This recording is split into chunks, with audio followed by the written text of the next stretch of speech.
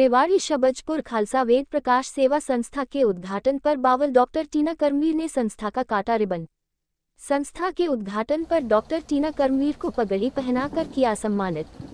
पल पल की खबरें देखने के लिए चैनल को लाइक, सब्सक्राइब और शेयर करें। नमस्कार, मैं डॉक्टर टीना कर्मवीर, मैं राष्ट्रीय कांग्रेस पार्टी की राष्ट्रीय प्रवक्ता हूं और दिल्ली विश्वविद्यालय में असिस्टेंट प्रोफेसर हूं, पॉलिटिकल साइंस पढ़ाती हूं।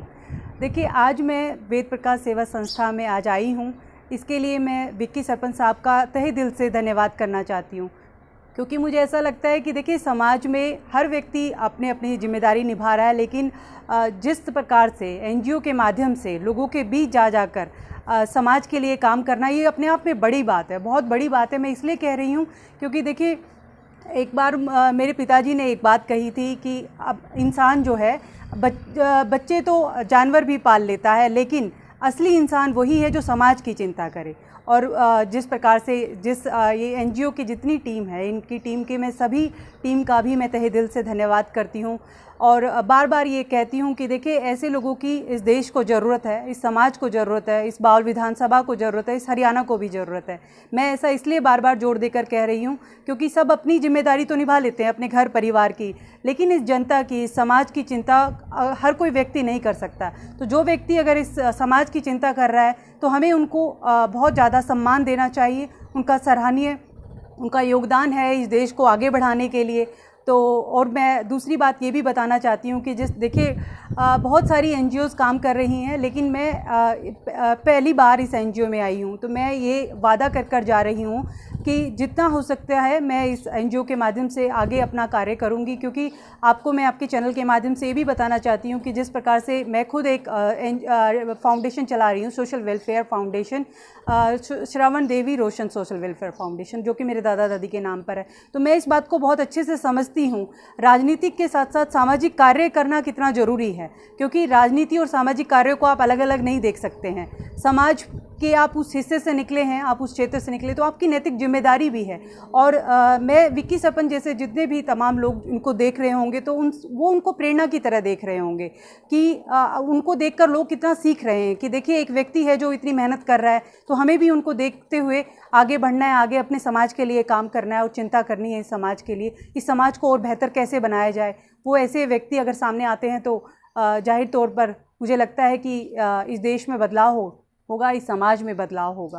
देखिए, भ्रष्टाचार तो इस कदर है कि मैं अगर हरियाणा के संदर्भ में बात करूं तो हरियाणा पहले विकास में नंबर 1 था, आज बेरोजगारी में नंबर 1 है, आज भ्रष्टाचार में नंबर 1 है। और इनके इतने मंत्रियों के, बहुत सारे मंत्रियों के नाम भी आए भ्रष्टाचार में, लेकिन उसके बावजूद भी आप देखेंगे विपक्ष के नेताओं के यहाँ लगातार ईडी सीबीआई की जाँच हो रही है, उनके नेताओं को अरेस्ट किया जा रहा है। लेकिन आप सवाल यहाँ ये है कि इनके खुद के नेताओं के यहाँ ईडी सीबीआई क्यों नहीं पहुँचती है। सवाल पर भी है कि संवैधानिक संस्था है, संवैधानिक संस्थाओं को पारदर्शी होना चाहिए।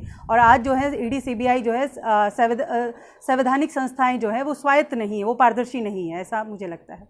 विडंबना है। मैं इसको इस तरीके से भी देखती हूँ कि आज आपको जनता ने वोट दिया, आपको सरमाथे पर बैठाया, आपको दो टर्म मतलब 10 साल तक आप सत्ता में रहे, उसके बावजूद आपके ऊपर ऐसे एलिगेशन लग रहे हैं। तो ये एलिगेशन नहीं है, ये सच्चाई है।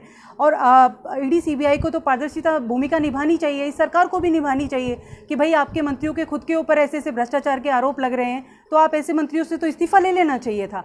और लेकिन राजनाथ साहब ने एक बात बहुत सही कही थी, ये बीजेपी है साहब, यहाँ इस्तीफे नहीं होते हैं। तो सच्चाई ये है कि यहाँ इस्तीफे नहीं होते हैं, यहाँ भ्रष्टाचारी जो है वो सरकार में बने रहते हैं। देखिए, यही एक विडंबना है। हम बार बार ये कहेंगे कि बीजेपी में जो है जितने भ्रष्टाचारी हैं उनको शामिल कर लेती है, भ्रष्टाचारी नेताओं को। आप हेमंत शर्मा को देख लीजिए, विश्वा को पार्टी में शामिल कर लिया, ईडी सीबीआई, अजीत पवार को शामिल कर लिया और वॉशिंग मशीन की तरह साफ निकल आए।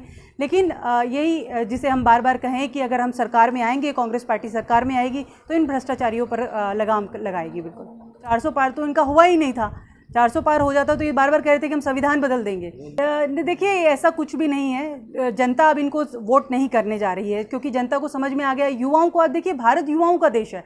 60% युवा हैं और आप युवाओं को रोजगार नहीं दे रहे। आपके युवा जो है इजराइल रशिया जाकर नौकरी तलाश रहे हैं। वॉर जैसी स्थिति है, मैं खुद वहाँ से रशिया से अभी लौटी हूँ, मैं देख रही हूँ वहाँ स्थिति कैसी है। और वहाँ पर आप देखेंगे कि हरियाणा के लोग इधर उधर भटक रहे हैं जो पीएचडी किए हुए हैं। मैं खुद पीएचडी हूँ, आप बताइए क्लर्क की भर्ती के लिए अप्लाई कर रहे हैं, तो क्या आपकी जिम्मेदारी नहीं है? और मुझे लगता है कि हर एक व्यक्ति की नैतिक जिम्मेदारी है आप उस क्षेत्र की समस्याओं को उजागर करें। ये सरकार नहीं चाहती कि युवा पढ़े। युवा पढ़ेंगे तो आपसे सवाल पूछेंगे और सवाल पूछेंगे कि साहब आपने तो 2 करोड़ नौकरियों का वादा किया था, 20 करोड़ कायदे से नौकरियां मिल जानी चाहिए थी। इस क्षेत्र के अंदर आपको मैं बता दूं हरियाणा के अंदर 2 लाख पद खाली हैं। क्यों खाली हैं ये पद? ये सवाल इस सरकार से पूछे जाएंगे। इसीलिए एक मुहिम भी चल रही है। आप कांग्रेस पार्टी के द्वारा एक हरियाणा मांगे हिसाब, आपसे हिसाब मांग रही है कि किस प्रकार से 20 करोड़ नौकरियां नहीं है, 2 लाख पद खाली हैं, लगातार भ्रष्टाचार हो रहा है। 750 किसानों ने शहादतें दी। जो किसान जो हरियाणा जिस नाम के लिए जाना जाता था, उन बेटियों को सम्मान के लिए असम्मान किया जा रहा है। तो मैं ये समझती हूँ कि इस सरकार में बहुत 10 साल अन्याय काल के रहे हैं। और दूसरी बात मैं ये भी कहना चाहती हूँ कि देखिए यही वो सरकार है, कांग्रेस पार्टी के समय जितनी एनजीओज थे उनको बहुत फंड किया जाता था, उनको उस तरीके की सुविधाएं दी जाती हैं। आज तो लगातार हाथों हाथ जो है एनजीओज बंद कर दी जाती हैं। तो ये भी मैं एक आपके चैनल के माध्यम से बताना भी चाहती हूँ, क्योंकि मैं आज एक एनजीओ के प्रोग्राम में आई हूँ, तो इस समस्या को भी उठाना चाहिए कि क्यों आप उस तरीके से, क्योंकि आप विदेश में जाके देखेंगे इतने इंटरनेशनल ग्रांट्स मिलते हैं, इतने इंटरनेशनल ग्रांट्स मिल रहे हैं, आप अपने लोगों के लिए क्यों नहीं ये सुविधाएं देते हैं? सरकार काम कर रही है, अच्छी बात है, लेकिन आप, मुझे लगता है क्योंकि मुझे लगता है एनजीओज के लिए भी सरकार को सोचना चाहिए, क्यों आप बंद कर रहे हैं इतनी सारी एनजीओज की। जी देखिए, मैं आपके माध्यम से दीपेंद्र हुड्डा साहब का बहुत हार्दिक अभिनंदन करती हूँ, स्वागत करती हूँ, क्योंकि बावल विधानसभा में वो कल पधार रहे हैं। और दूसरी बात, जितने वरिष्ठ नेता कल शामिल होने जा रहे हैं उनका स्वागत है। और देखिए ये एक पदयात्रा है और यात्राओं का इस देश में इतिहास रहा है और यात्राएं बहुत अहम है। इससे पहले हमारे नेता राहुल गांधी जी ने भारत जोड़ो यात्रा निकाली। आपने देखा हरियाणा से जब गुजरी थी तो किस प्रकार से लाखों लाख लोग जो हैं उनके जनसैलाब में उनके साथ जुड़े थे। उन्होंने भारत जोड़ो न्याय यात्रा निकाली और उसी के तर्ज पर जो है दीपेंद्र हुड्डा साहब जो हैं पदयात्रा कर रहे हैं। तो यात्राओं का अपना एक इतिहास है और यात्राओं को बहुत बेहतर तरीके से देखा जाना चाहिए और अधिक से अधिक लोगों को शामिल होना चाहिए उस यात्रा में।